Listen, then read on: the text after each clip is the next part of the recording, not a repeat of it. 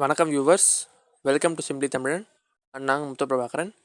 இன்றைக்கி நம்ம சேனலில் கஸ்டமர் ரிலேஷன்ஷிப் மேனேஜ்மெண்ட், அதாவது CRM, இதை பற்றி நம்ம பார்க்க போகிறோம். ஆக்சுவலாக இந்த கண்டென்ட் நான் படித்த போகும்போது எனக்கு ரொம்ப புதுசாக இருந்துச்சு. இந்த கண்டென்ட் எனக்கு சஜஸ்ட் பண்ணது யாருன்னு பார்த்தீங்கன்னா, இன்ஸ்டாகிராமில் ஆதி விம்ஸ்ன்றவர் டிஎம் பண்ணியிருந்தாங்க. இந்த மாதிரி இதை பற்றி பண்ணுங்கள் ப்ரோ, இது கொஞ்சம் இன்ட்ரெஸ்டிங்காக சொல்லியிருந்தாங்க.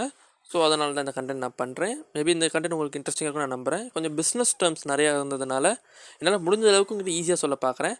ஒருவேளை உங்களுக்கு புரியலை அப்படின்னா நீங்கள் கமெண்ட்ஸில் சொல்லுங்கள். இதை விட எக்ஸ்பிளைண்டாக வேறு ஒரு வீடியோ கூட நான் பண்ணுறேன். சரி வாங்க, இப்போது டைம் வேஸ்ட் பண்ண வீடியோக்குள்ளே போகலாம்.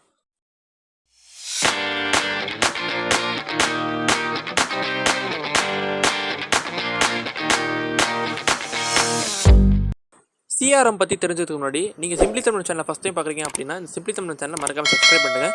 கூடவே அந்த பெல் ஐக்கானை ப்ரெஸ் பண்ணுங்கள். ஸோ தட் இந்த சேனலில் போகிற இன்ட்ரெஸ்டிங்கான வீடியோஸ் எல்லாமே உங்களுக்கு நோட்டிஃபை ஆகும்.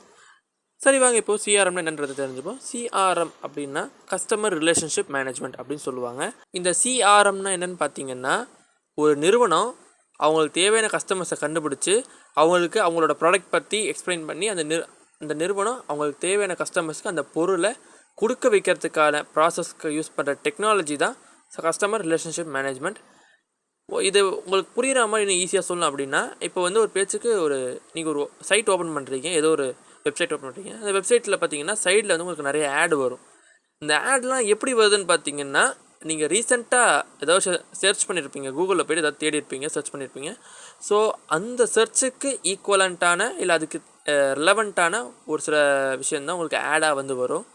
ஸோ இது எப்படின்னா, அந்த டெக்னாலஜி என்ன பண்ணும் அப்படின்னா, அந்த CRM என்ன பண்ணுன்னு பார்த்தீங்கன்னா, அவங்களோட ரீசெண்ட் ஹிஸ்ட்ரியை ரீசெண்ட் சர்ச் ஹிஸ்ட்ரியை தேடி அதை வச்சு உங்களோட ஆட்ஸை கொடுப்பாங்கல்ல, அந்த ஆட்ஸில் இவங்க நிறுவனத்தோட ஆட்ஸை வர வைக்கிறதுக்கு என்னென்ன பண்ணுமோ அதெல்லாம் பண்ணும். ஸோ இது மூலயமா இப்படி ஒரு கம்பெனி இருக்குது போல், இந்த மாதிரி டீல்ஸ் இருக்குது போல், இந்த நிறுவனத்தில் இவ்வளோ டிஸ்கவுண்ட் கொடுக்குறாங்க, ஸோ இதில் வாங்கினா நமக்கு பெஸ்ட்டாக இருக்கும், இது நல்ல குவாலிட்டியாக இருக்குன்னு சொல்லி நம்மளை நினைக்க வைக்கிறதுக்கு இந்த CRM பயன்படுது. ஸோ இது நிறைய பேருக்கு தெரியாதுன்னு நான் நினைக்கிறேன். எனக்கு இப்போ தான் ஃபஸ்ட் டைம் பார்க்குறேன். ரொம்ப இன்ட்ரெஸ்டிங்காக இருந்துச்சு சொல்லி நான் இன்றைக்கி படித்து பார்த்தேன்.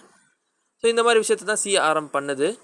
அதே போல் இந்த CRM என்னென்னா, கஸ்டமர்ஸுக்கு இந்த நிறுவனங்களை தெரியப்படுத்துறதோட இந்த ஓனர்ஸ் இருக்காங்கள்ல, இந்த கம்பெனிஸுக்கு இங்கெங்கெல்லாம் கஸ்டமர்ஸ் இருக்காங்கிற விஷயத்தை தெரியப்படுத்துது. ஸோ இது ஒரு பெரிய இன்ஃபர்மேஷன் இல்லையா? ஸோ இந்த இன்ஃபர்மேஷனை தேடி கொடுக்கறதுக்கும் இந்த CRM தான் பயன்படுது. இதுதான் இதோட மேஜர் பெனிஃபிட் அப்படின்னு சொல்லப்படுது. இந்த CRM பல நிறுவனங்களுக்கு ரொம்ப ரொம்ப பெனிஃபிஷியல் ஆகுது. பல நிறுவனங்கள் இதை பயன்படுத்தி தான் இருக்குது. ஏன்னா இப்போ ஒரு பொருளை தயாரிக்கிறாங்க, அதை எவ்வளோ கஷ்டப்பட்டு தயாரிக்கிறாங்க நமக்கே தெரியும். அதுக்கு நிறையா பணம் செலவு பண்ணுவாங்க. ஸோ அந்த போட்ட பணத்தை திரும்ப எடுக்கணும், அது போக கொஞ்சம் பெனிஃபிட்டாக ப்ராஃபிட் எடுக்கணும். இதுதான் ஒரு நிறுவனத்தோட ஐடியா. உங்களுக்கு புரியாம சொல்லணும் அப்படின்னா, ஒரு பொருளை தயாரிக்கிறவங்க அந்த லாபத்தை ஈட்டணுன்றதுக்காக தான் பொருளை தயாரிக்கிறாங்க. ஸோ அந்த பொருளை அந்த தேவையான கஸ்டமர்ஸ், அதாவது தேவையான வாடிக்கையாளர்கள் கையில் போனால் தான் அவங்களுக்கு தேவையான லாபமும் கிடைக்கும். ஸோ இதுக்காக தான் CRMன்ற இந்த டெக்னாலஜியை பயன்படுத்துகிறாங்க. இது என்ன பண்ணுன்னா, தேவையான கஸ்டமர்ஸ்க்கு இந்த மாதிரி ஒரு பொருள் இருக்குன்றத எவ்வளோ எளிமையான முறையில் அவங்களுக்கு தெரியப்படுத்த முடியுமோ தெரியப்படுத்தி அவங்களுக்கு அந்த பொருளை வாங்க வைக்க என்னென்ன பண்ணுமோ அதெல்லாம் பண்ணுவாங்க. இதுதான் இந்த CRM டெக்னாலஜி. இந்த CRM இது மட்டும் தான் பண்ணுதா அப்படின்னு பார்த்தீங்கன்னா இல்லை. இது போக வேறு என்ன விஷயம் பண்ணுதுன்னா, இப்போ ஒரு பேச்சுக்கு புதுசாக ஒரு பொருள் மார்க்கெட்டுக்கு வருது. அந்த பொருளோட ஆடை உங்கள் லேப்டாப்பில் ஒரு வெப்சைட்டில் ஒரு சின்ன பாப்பப்பாக வருது. ஸோ அந்த ப்ராடக்ட் பார்த்தோன்னே நல்லா இருக்கே, இதை வாங்கலாமே அப்படின்னு உங்கள் மனசு தோணும்போது அது ரிலேட்டடாக உங்களுக்கு சில டவுட்ஸ் எல்லாம் வரும். இந்த பொருள் வாங்கலாமா, இந்த பொருள் ஏதாவது பிரச்சனை இருக்குமா, இந்த பொருளுக்கு வாரண்ட்டி இருக்கா, இந்த மாதிரி நிறைய விஷயம் உங்களுக்கு தோணும். ஸோ இது என்ன பண்ணுவீங்கன்னா, டக்குன்னு உடனே என்ன யோசிப்பாங்கன்னா, அது அப்படியே அந்த ஒரிஜினல் சைட்டு, அந்த ப்ராடக்ட்டுக்கு ரிலேட்டடான சைட்டில் போய்ட்டு அதை பார்ப்பாங்க, அந்த டீட்டெயில்ஸ்லாம் செக் பண்ணுவாங்க. அது போக மேபி அது ஒரு அமேசான், ஃப்ளிப்கார்ட் மாதிரி ஒரு கம்பெனியோட ரிலேட் பண்ணி பார்க்குறவங்க அதுலேயே அமேசான்லேயே போய் கூட செக் பண்ணுவாங்க. இது எல்லாத்தையும் தாண்டி அவங்க பர்சனலாக கேட்கணும் அப்படின்னு நினச்சாலும் அதுக்குன்னு சில டோல் ஃப்ரீ நம்பர்ஸ் கொடுப்பாங்கல்ல. ஸோ இந்த மாதிரி 3 விஷயங்கள் இருக்குல்ல, இது எல்லாமே CRM இதுக்குள்ளே தான் வருது. இது போக அந்த ப்ராடக்ட் வாங்கினதுக்கப்புறம் வர விஷயங்களும் CRMக்குள்ளே தான் வருது அப்படின்ற மாதிரி சொல்லியிருக்காங்க. ஸோ இவ்வளோ தாங்க CRM. இந்த தகவல் உங்களுக்கு புதுசாக இருக்கும்னு நான் நம்புகிறேன். ஏன்னா எனக்கு படித்து பார்க்கும்போது ரொம்ப இன்ட்ரெஸ்டிங்காக இருந்துச்சு.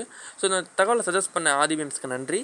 ஸோ இந்த பேஜை நீங்கள் ஃபாலோ பண்ண நினச்சாலும் அவங்களோட ஐடியா நான் டிஸ்கிரிப்ஷனில் கொடுக்குறேன், செக் பண்ணி பாருங்கள். கொஞ்சம் நல்ல மீம்ஸே தான் போடுறாங்க. ஸோ இந்த வீடியோ உங்களுக்கு பிடிச்சிருந்தா லைக் பண்ணுங்கள், ஷேர் பண்ணுங்கள், கமெண்ட் பண்ணுங்கள், மறக்காமல் சேனலை சப்ஸ்கிரைப் பண்ணுங்கள். Blogspot பேஜை பாருங்கள், இன்ஸ்டா பேஜை ஃபாலோ பண்ணுங்கள். வேறு என்ன சொல்கிறது? தேங்க்ஸ் ஃபார் வாட்சிங். தமிழில் கற்போம், தமிழால் வருவோம்.